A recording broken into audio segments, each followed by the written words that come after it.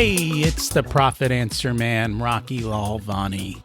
If you're new to the podcast, check out my interview with Mike Michalowicz. It's episode number 2. If you want to hear about each chapter in the Profit First book, go back and listen to episodes 3 through 13. Episode 1 is the why and how. On the Profit Answer Man, we learn money mastery without all the complicated accounting mumbo-jumbo using a simple system. Your accountant is busy documenting your transactions and creating a rear-view mirror of what happened. My guess is you don't even look at the reports they sent you. If you're like most business owners, you struggle with this, and it's not your fault. We aren't taught money in school, and accountants aren't taught how to be profitable. The Profit First system created by Mike Michalowicz works, and he certified me to help you implement the system in your business.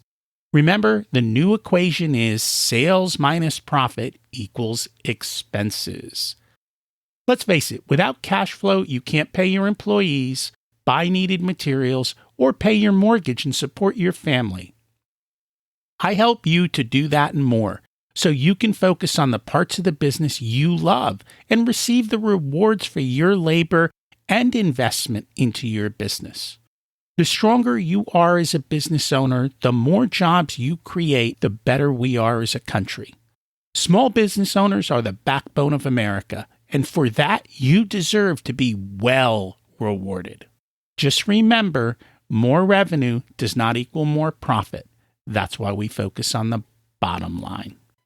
This episode of the Profit Answer Man podcast is brought to you by SMBpodcastnetwork.com. The network is a collection of podcasts and shows from around the internet which focus on bringing you interviews with amazing guests who share actionable advice, ideas, and information for small and medium-sized business owners and entrepreneurs. Visit www.smbpodcastnetwork.com to find more great shows and easily subscribe to be notified of new episodes. It's a great way to discover quality content. If you've discovered us via the network, then I hope you enjoy today's show and will consider subscribing directly so you never miss our episodes. Do you know who your ideal niche customer is? I know you can sell to anyone, but when you focus, it's easier to grow and to increase prices. I know many of you, like me, hate marketing.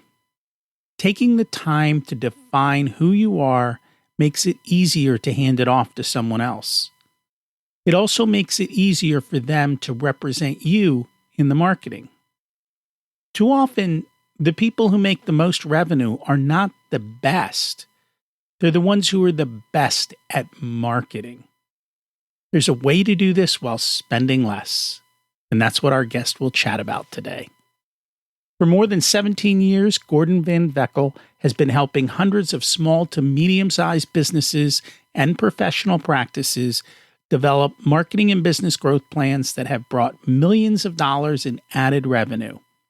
In 1995, he began partnering with several NGOs to teach microenterprise principles to people in underdeveloped nations. This work has taken him to more than 50 countries, resulting in the launch of more than 1,000 businesses, 27 schools, and many community development programs. He strongly believes that small to medium-sized businesses are the engine that drive the economy. By helping owners and growing their companies, we help our communities and nation. Let's meet Gordon. Welcome to the Profit Answer Man, Gordon Van Wechel. It's great to have you join us today. Thanks, Rocky. Pleasure to be with you. Can you share a little bit about yourself and your business? Sure. I'm probably the picture you see when you look up serial entrepreneur in the dictionary. I started my first company at 25 after getting fired from my first corporate America job. A couple of guys and I started a restaurant company, and over the years we built 16 restaurants and sold it out to one of the big national chains. Then I got into the computer software business and built a company there and sold it to one of the big national software chains. Then I got into the mortgage business and again built a company there and sold it. I started my current company, Alchemy Consulting, in 2003 with the intention of helping small and medium business owners grow their business using the marketing strategies that I'd been successful with. I recognize that most small business owners can't stroke a $12,000 or $15,000 check to an ad agency every month, but they need those same levels of services. So, our niche market is working with smaller companies, giving them those ad agency growth strategies, but trying to do that in a way that's affordable for them, and then growing with them as they grow their company. We just add more marketing channels. Of course, Rocky, I've given you the highlights. As any entrepreneur that's honest will tell you, there were a few failures along the way too. You know what? We're going to talk about both of those. Before we do, I know you are a fan of Profit First. Love to know, how'd you learn about it? How's it helped you? I belong to a mastermind group, and one of the guys in the group had read Mike's book and really spoke highly of it. So I grabbed a copy and read it, and it made perfect sense to me, particularly as an entrepreneur where you go through some of those cash flow cycles, different times of the year, as we all do, taking money right off the top and throwing it into my savings account, as opposed to seeing what's left at the end of the month and throwing it in, made a lot of sense. Applying some of the principles has, I think, given our company a more solid financial footing. And it's something that I teach to my management team. Let's all work this way because I want them to be stable in their lives as well. And that makes a lot of sense. I know in the cash flow is always up and down. So having those reserves and being prepared is always helpful. And some businesses are very seasonal, so it becomes even more helpful. You said that you have taken multiple companies to successful levels and sold out to large corporations. What's the secret to doing that? I'd like to try to convince you that I'm really brilliant, but I think I've just been fortunate to be in the right place at the right time with the right business model that was attractive to these other companies. Our restaurant chain had a unique concept for that time, and we were bought out by one of the big national companies that owned several different types of restaurants. Our software company, we had some technology that was patented and unique in the market at that time, and that's what our acquiring company was interested in. They wanted that technology. So I don't think it was that I was brilliant, although I think the way we grew our companies as quickly as we did demonstrates that we had a pretty good understanding of the market and how to grow a business, and that's carried over to my consulting business today. But I think as much as anything, I'm the beneficiary of the old rising tide floats all boats theory of business. You said the same words in both of those businesses. You were unique.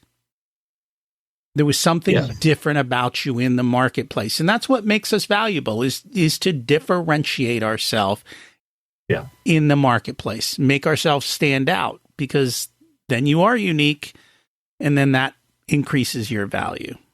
Yeah. Yes, that's very true. The other thing I think is we had a niche product. Even though there's a lot of restaurants out there, our concept was very niche at that time.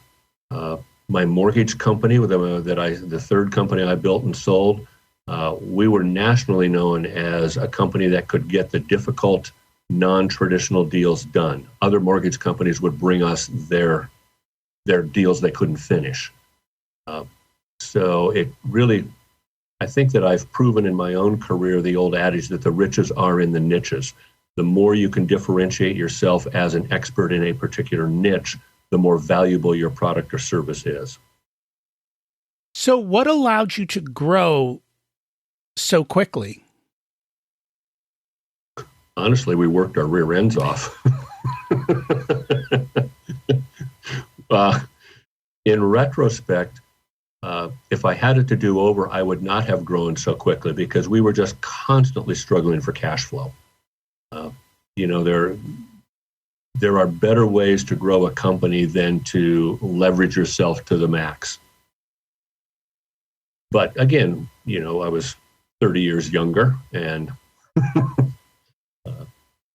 And so I think that is the thing that people don't realize. They think growth solves cash flow. The reality is growth causes cash flow issues and can blow you up. It absolutely can. Honestly, when we sold our restaurant company, we did not make nearly as much as we should have. The main value of selling that company is we got rid of all the debt that we were signed personally on. And in retrospect, I felt bad about that. I thought we should have held on and tried to get a better deal as we got more stable. But the reality is you may never have the opportunity to get more stable. Markets change quickly. And if we had built, 6 restaurants instead of 16, we might have sold and made more money for ourselves.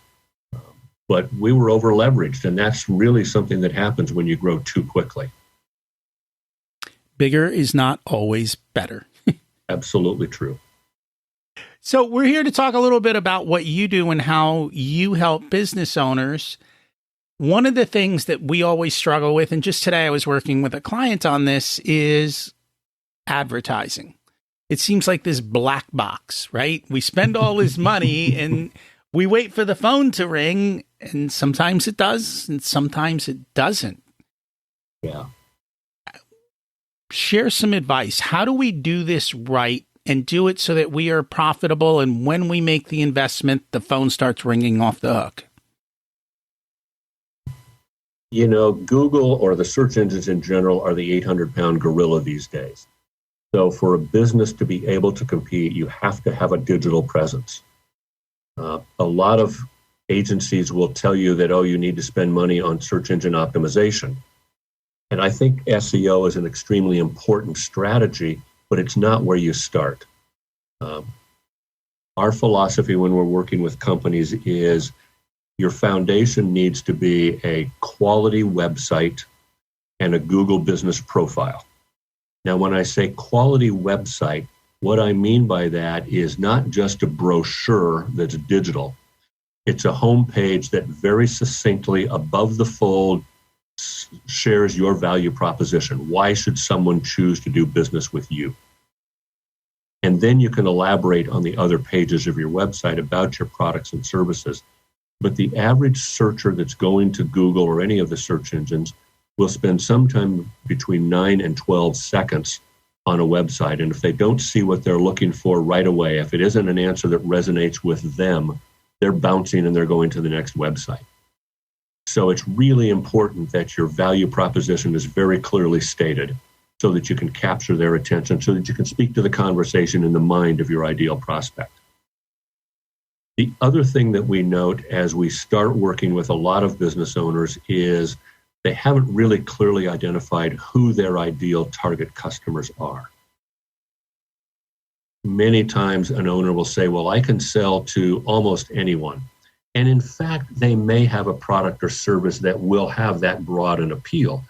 But unless they have Pepsi-Cola's ad budget, they're never going to be able to maximize that. So it's really important to narrow down to those niches of customers that you have the best opportunity to serve and serve quickly. So those are the kinds of things we start with as we begin working with a client. We have trademarked one of our products. We call it Digital Jumpstart. And that's a website, a Google business profile, and 50 of the citation and directory sites. That package provides a foundation for any business in the digital world. And that's where they need to start.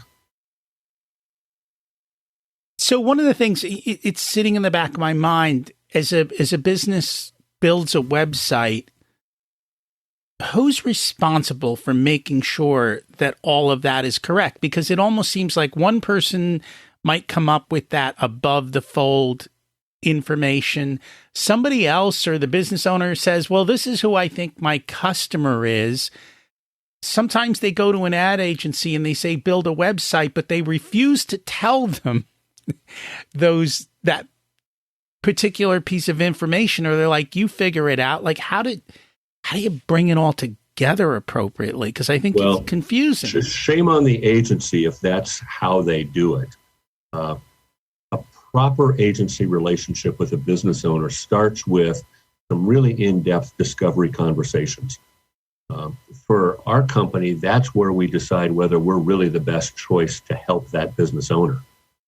So we're going to really dive deep with the owner on, what is unique about your business? What are your goals in your business? Not only, 10 years from now, but what do you want to do in the next 18 to 24 months? Who is your ideal customer? How do we profile that customer demographically, psychographically? What are the ways that we can speak to the conversation in the mind of that customer? How many business owners can answer that question? 30%.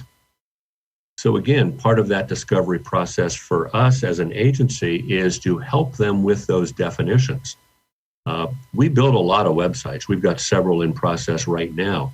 But before we ever handed it off to our design team, we had all of those answers about ideal prospect, value proposition, what kind of content do you want to have, what are the products services that we want to profile, what are we emphasizing. Many times we'll come back to them with some suggestions about what we've seen in the marketplace across the country. Can you do this? Because our keyword analysis says there's a lot of interest in that. If you can successfully offer that product or service, we should put it on your website and let the business owner decide. So a lot of that is decided up front before we ever start working with pixels on design. And I find a lot of smaller business owners struggle with that because they don't have the time and the effort. They're just like, build me a website, make it work. Yeah. And there's agencies out there that will take their money and do that, but it's not doing the customer a good service. It's not doing that business owner a proper service. If you're going to invest money in a website, it needs to really properly portray your company for at least the next 18 to 24 months. We think sites should be refreshed no less frequently than every 24 months. And refresh isn't a full new website. It might be new images, changing some headlines, updating the content. But when you pay for a website, you need to know that you're getting a quality product that's going to last you at least that long. And how would you know that? Well, we would know that because we're really on top of contemporary website design. As a consumer, when you're searching around on the internet, Rocky, you open up a web page and when it screams 2005 that company hasn't updated their site in a long time. You can look down at the footer and see that the copyright date is 2016. Well, that means they're not paying any attention to their website.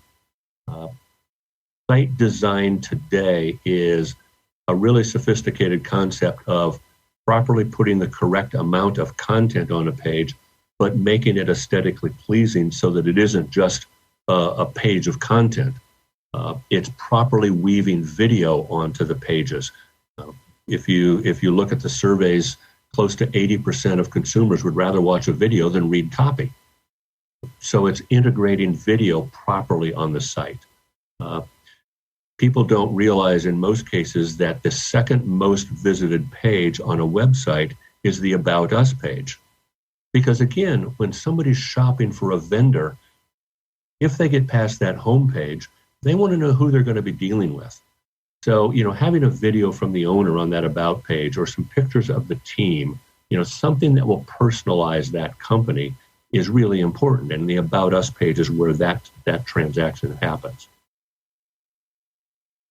And that makes sense. There's a lot to website design, and I'm pretty familiar with it because I've talked to a lot of people, but I think a lot of people are not familiar that there is a whole science behind where to put things, how to put things, the fact that you've got the About Me page, and that's where you need to spend time. The other thing is people are not going to read a wall of text.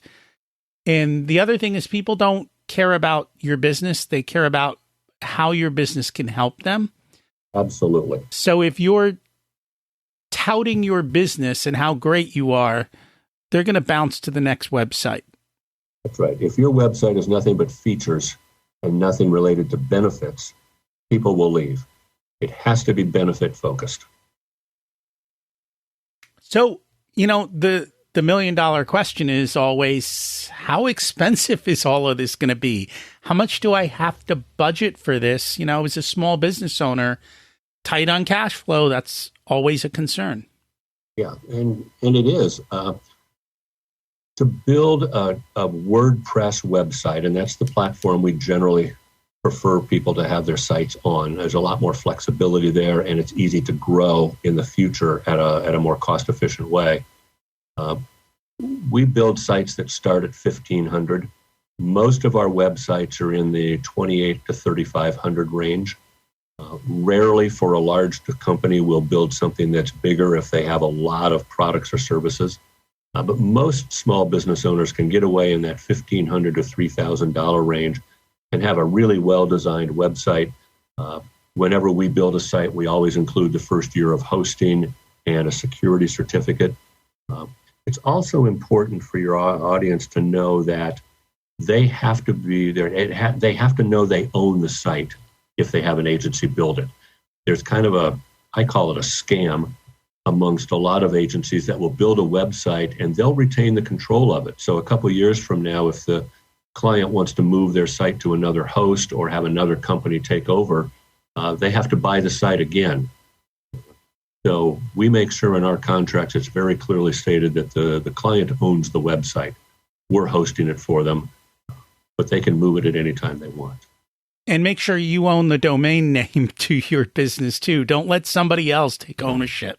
Yep. These are the little things that I think today, I don't think it's as much, but I know in the early days that was a big problem. Yeah, it's still a problem. One of the questions I'm frequently asked is, does a small business need to have an agency? Granted, I'm biased because I own an agency, but my general response is, in most cases, yes, because it's the little things like you and I were just talking about with websites that a business owner generally won't know and really doesn't have the time to go study and learn. They've got a business they're running. They've got employees and customers and assets that they need to manage. If they can turn the marketing side of their business over to a responsible agency that's going to give them regular reports, then that just takes that huge headache off of their back. And that's very true. And even the placement of buttons follows human nature. That top right corner is the action item.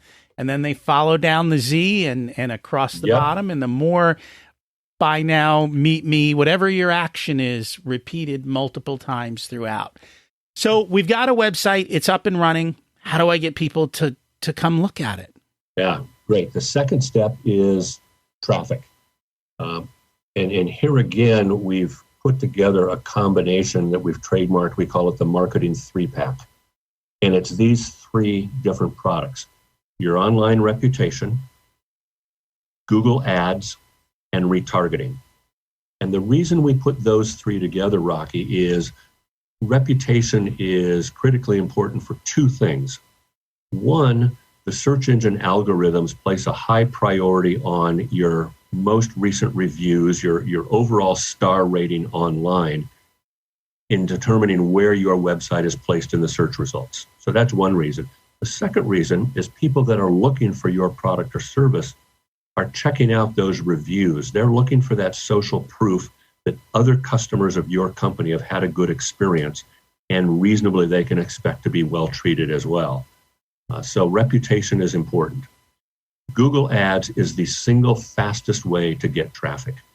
And Google's designed it that way. The changes in how the pages are designed in Google over the last 36 months are all targeted to create more ads and more ad customers, but fewer ads on the page. Therefore, the price per ad is generally higher. More than 90% of Google's bazillions of dollars in revenue comes from AdWords. So obviously their self-interest is to promote that. But from our perspective, it is still the single best way for a business to get a presence on page one. And depending upon the budget, I mean, we have clients with an ad budget of $300 a month, $500 a month, and we're getting them good traffic and helping them grow their company, even at that smaller level. So AdWords doesn't have to be expensive. The caution I would share with your audience is, even though Google offers a service to help a business owner start an AdWords campaign, you really don't want to take advantage of that, because they're not going to tell you all the things you need to know to maximize your ROI on that campaign. They're going to help you spend whatever budget you have as quickly as possible. So things like negative keywords and site tags and all of the little nuances that go into a properly designed AdWords campaign are not included in that "we'll help you get started" program. In the last few years, we've managed over $10 million in client ad spend. We're pretty good at AdWords, and we can get the phone ringing in 7 days in most cases. And then the third component of the three-pack is retargeting. If AdWords drives traffic to your company, retargeting is what keeps your brand in front of those prospects while they go through their buyer's journey. And retargeting isn't just following through on people that have visited your website or your landing pages. It's also proactive banner ad campaigns that can be targeted demographically, geographically, psychographically. We even have a technology now that allows us to identify everyone who has been into a place of business in the last year carrying a cell phone. Well, that means almost everyone from the age of 10 up. But we can take that data and we can create ad campaigns specifically targeting those people. And I don't think people realize that geofencing's going on, and that when you walk into store X, that somebody can actually target you. So if I walked into a pool store and I was a competitor to the pool store, I could say, hey, everyone who walks in that pool store, make sure that I show up somewhere in one of their social media profiles. Even more precisely than that, I mean, everybody that walks into that pool store, if you're a competitor, we can put ads for your company in front of them, not only on social media, but everywhere on the internet. So it's pretty amazing what can be done with that kind of sensor-based technology that we have now today. So our second step with any client is traffic. Then after that, we'll talk about social media. A lot of business owners think, I have to be on social media. And in some cases they do. But the thing that we always want to analyze with social media is, where does your ideal customer go to gather information? If that's Facebook, then yes, we need to be on Facebook. But if it's not, then we don't need to spend money there. If you've got limited resources, let's make sure we're putting your fishing pole where your fish, the fish you want, are swimming. And that makes a lot of sense to be able to do that. And you answered one of the questions that I was going to ask, which is, how quickly does the phone ring? And you said in 7 days. So as people are doing advertising and doing things, if they're not getting results within the first 30 days, then they should probably reconsider what's going on? Or does it matter? It depends. It depends upon the ad channel. In some channels, we want to see a certain number of impressions or a certain number of clicks before we really start to reevaluate the ads. In any campaign that we're doing, we're always A/B split testing. So we're split testing headlines, we're split testing calls to action. We're constantly playing one off against the other to continue to refine that program. That refinement process goes on. I mean, we have clients that we've been doing AdWords for 5-6 years now, and we're still doing that split testing because markets change. But in terms of launching a campaign based on what we believe are going to be the most effective keywords to help that business get their phone ringing quickly, we're generally able to get that phone ringing sometime in the 5 to 10 day range pretty easily. Interesting. So as an entrepreneur who's built many successful businesses, what advice do you have for us on how to build value in our company? There's two answers to that question. To build value as the business owner, what you're really looking to do is grow top line revenue, manage it effectively so you generate a good bottom line for yourself. The other way to look at building value in your company is at some point, if you want to sell that company, how do you make it more valuable to that acquiring person or business that is a potential buyer for your company? And those are two very different strategies. In the first case, you're really focused on growing revenue and managing expenses. You're running your business correctly, and hopefully you're dropping a good amount to the bottom line and living a comfortable lifestyle. But when the time comes to sell your company, if you can take that company from whatever your industry multiple is, 2 times gross revenue or 3 times EBITDA or whatever that formula is, if you can increase that, then that's all the more revenue that comes to you at the end of your business, at the end of your career with that company.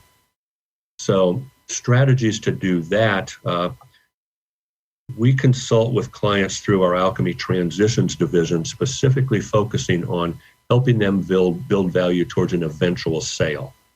Most of the companies we work with aren't necessarily thinking about selling in the next couple of years, but a business owner who's taking the long view knows that at some point he's probably going to transition out of that business through a sale, even if it's a sale to his kids or his partner. And so you want to make sure that that value is the maximum so that you can get the best value out when the time comes to sell. And there's 8 value drivers that we teach in that side of our business that help companies grow that value and create a valuable company in the eyes of an acquirer. Just real quick, can you name the 8 drivers? Let me profile a couple of them. Okay. One is recurring revenue. And recurring revenue is different than customers that come back and buy again. Recurring revenue is where you have some sort of contractual relationship with a client or a customer so that they're buying from you on a regular basis contractually. So if I'm looking to buy a company and I see that there's a good percentage of their revenue that's recurring, that enhances the value in my mind, because now I know that when I'm the new owner, there's that base of cash flow in there. Another one is what we call the Switzerland structure. We named it that because Switzerland is that unique country that has never gotten involved in the wars anywhere. They really stand alone. They stand apart. What we mean by the Switzerland structure is that as a business owner, you know no more than 15% of your customers by first name, or no more than 15% of the products that you buy for your business come from a single vendor, or no more than 15% of your sales go to a single client. So that 15% mark is the cutoff. If you can stay below that, then your business isn't dependent on any one supplier, customer, or employee. I think I left out employee. You don't want one employee to manage more than 15% of your business. Let's see, a third one is hub and spoke. And this is difficult for a small business. Most of us as business owners are proud of the fact that we're involved in all aspects of our company. And initially, as you're starting your business, you have to. I can remember making sure that all of the dishes were clean and the floors were mopped at the end of a Saturday night in a restaurant company. And I own the thing, for crying out loud. But as your business grows and matures, as the owner, you want to separate yourself from having to be involved in every decision in every aspect of the company. You want to be developing your management team to be able to take over a lot of that. And the reason that's important to when the time comes to sell is most people who are looking to buy a company are looking at it as an investment. They're not looking to buy a job. And if they see that the business owner is involved in every decision, they may not be interested in the company at all, but they're certainly going to lower the valuation of that company because they know they're going to have to go in and build a management team. So those are 3 of the 8 value builders that we teach. And it's a lot of what we talk about. That makes a a lot of sense, and people need to think through their business and figure it all out and make the right choices and continue to build it. And you continue to show up and do the work. And we all make mistakes. Just learn from them and do it a little bit better. Every day, if we can get a little bit better, life is good. That's exactly right. If people would like to learn more about your companies and connect, where's the best place for them to do that? We have two websites. Our marketing company can be found at thealchemyconsultinggroup.com, thealchemyconsultinggroup.com. And then our business evaluation company is called Alchemy Transitions, and that's alchemytransitions.com. And we will put those in the show notes. Thank you so much for joining us today. It's been my pleasure. I've enjoyed our conversation, Rocky. Thank you for having me. You have to decide, is marketing in your wheelhouse, or should someone else in your company or outside your company handle it? Regardless of the choice, understanding the core principles, being able to share your ideal customer, and the values that you deliver is necessary. Then we have to measure the results of the marketing to ensure we're getting a return on the investment dollar. There's many ways to do this, and it helps you to better understand the drivers in your business. If you want a done-for-you service, you can hire us as your chief profitability officers. You have your own area of expertise, and maybe you want to spend more of your time doing what you love. We only work with a handful of clients, so they all get our full attention. We work with business owners who have or are growing to $500,000 to $5 million in revenue. You can use the scheduling link in the show notes to get on our calendar for a good fit conversation to see if we're the right people to support you and how we can help you. Hey, it's Rocky. Don't forget to check out my other podcast, Richer Soul, where we talk about life beyond money and how to live that ultimate life and become a better leader in your company. As we close out, let's repeat the mantra. Revenue is vanity, profit is sanity, and cash is king. Have an abundant and profitable week.